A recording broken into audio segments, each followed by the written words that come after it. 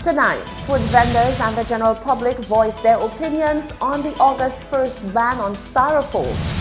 Minister Fortuna Belrose laments the effects felt by the ongoing case brought against the island by oil tycoon Jack Greenberg. It's so sad. It's so sad for us. That's all I can say. It's just a sad state of affairs. And our country continues to bleed, you understand, financially as a result of that. And the Folk Research Center hopes to make strides to raise enough funds to rebuild the Mount Pleasant structure, which was gutted by fire last year. The details of these stories and more are coming up. This is the Hot 7 Nightly News with Lovelace and Amy Joseph. Good night. It is Wednesday, the 5th of June, 2019. Welcome to the Hot 7 Nightly News. We're on Flow, channel 117. Also being simulcast on Kiss FM 105.5 and 105.9. On our website, www.caribbeanhottv.com, and of course on our free Caribbean Hot FM mobile app. I'm lovely St. Amy Joseph. Thank you for joining us. The Minister for Sustainable Development, Dr. Gail Rigobert, is stepping up the war on pollution by announcing the ban on the importation and the subsequent ban on the use, sale, and manufacture of styrofoam and selected plastic food service containers. On Wednesday, local food vendors who use these items to sell their products spoke to Hot 7 News on the matter. Could the Tuesday, June 4th announcement by the island's Sustainable Development Minister, Dr. Gail Rigobert, regarding the ban of styrofoam products be a bittersweet reality? Well, according to a couple of local food vendors, it just may be. In a press release, it was announced that in order to ensure that adequate preparation was being made to effect 1. the ban on the importation, and 2. the subsequent ban on the use, sale, and manufacture of styrofoam and selected plastic food service containers, an arrangement was reached to introduce the respective bans on August 1st, 2019 and August 1st, 2020 respectively. In response to the news, vendor Sylvia Jabatis said there will most certainly be a negative aspect to the ban. It's going to affect us a lot because right now we will have to raise the food. The food won't be the same price anymore, but we have to raise it because those styrofoam cups we are using right now, they are much cheaper, but the ones that are coming is much expensive. So I don't know how we're gonna do that. So all of us have to come together for us to put a price range on our food right now to see how we're gonna do with it. With those new products that are coming in right now. They already come and introduce it to us already. They already tell us they're already on the market already. So all we have to do is just come together to put a price range on our food because as they raise the price of the products, so we have to raise our food. And I know it's going to affect a lot of people, even us too. Because some people might tell you they don't want to buy the food at that price we're going to put it on, but it's not our fault. Meanwhile, Clement James, known to most as Super Sexy, said whilst there will be a difference in food prices, he will still be considerate of his customers. Trust me, if the plate raise and it's so expensive, I have to raise the food a little more on it. Still, I think that my little poor people are coming to check on them, but I have to raise it a little because the plate raise, so I have to raise my food a little, but it will be too high. James said he is mostly concerned that he will no longer be able to provide meals within the range of $3 to $5 for his less fortunate customers. Reporting for Hot 7 News, I'm Rochelle Gonzalez. Now that the Ministry of Sustainable Development has made the announcement that styrofoam products will be phased out as of the 1st of August 2019 and the 1st of August 2020, where it will be banned outright, our Hot 7 News crew is speaking to members of the public to hear their views on the decision.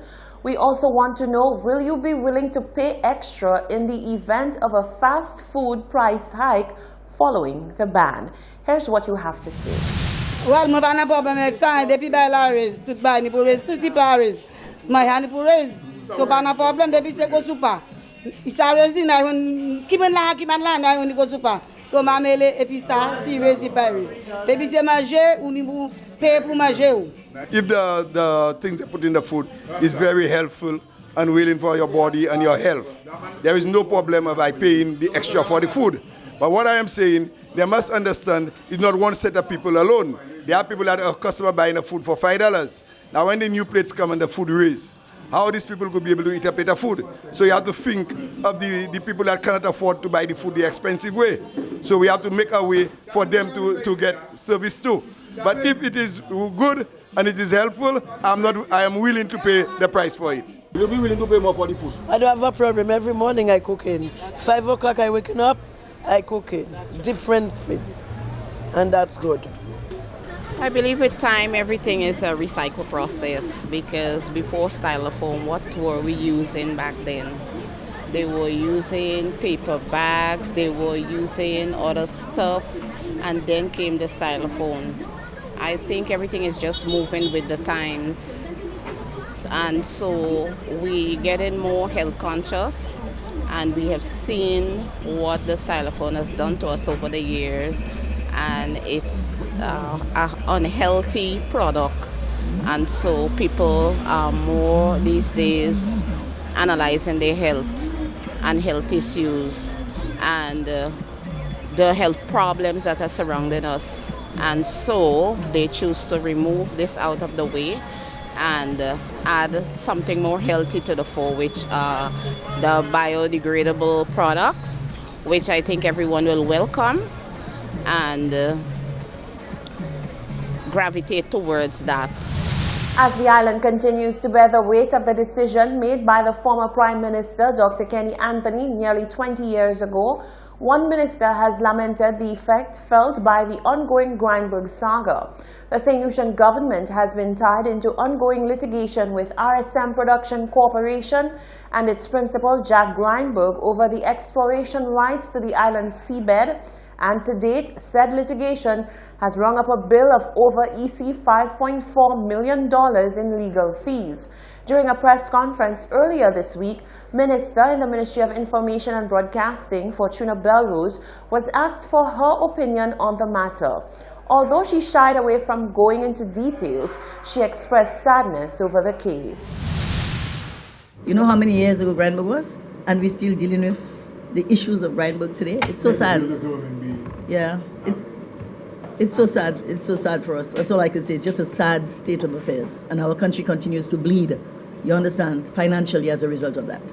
That's my only words on it at this point in time. It is just sad. When you appoint people to lead your country, you appoint people to lead you in a way that you would not be hemorrhaging, today. But that's what we continue to find with a lot of things that went wrong in our country. Bad decisions. Early in May, the government issued a statement with an update on the case. The statement concluded with an assurance to the island that the administration is committed to regaining control of the island's seabed and that they would keep the public up to date on any significant developments in case of a US $500 million claim brought forward by Jack Grindberg's company. In other news, the U.S. has announced a new ban on travel to Cuba for American group tours, cruise ships, private planes, and yachts journeying to the island. U.S. officials say the new rules seek to punish the country's communist regime. It is unclear exactly how the rules, which take effect today, Wednesday, will impact travel to the island nation. The Trump administration is ending an educational travel program and banning passenger and recreational vessels, which include, of course, the cruise ships and yachts, as well as private and corporate planes, from traveling to Cuba. The State Department cited as reasons for the ban the Cuban government's repression of its citizens and support of Venezuelan President Nicolas Maduro, who faces a challenge to his tenure from opposition leader Juan Guaido amid a spiraling economic crisis. The Trump administration has previously condemned Cuba's support of Maduro and threatened an embargo on the country. You're watching the Hot 7 Nightly News. When we come back, the FRC seeks to raise funds to rebuild after last year's devastating fire. A young entrepreneur introduces his new business pitch to St. Lucia, and a group of organizations collaborate to observe World Environment Day. Stay with us.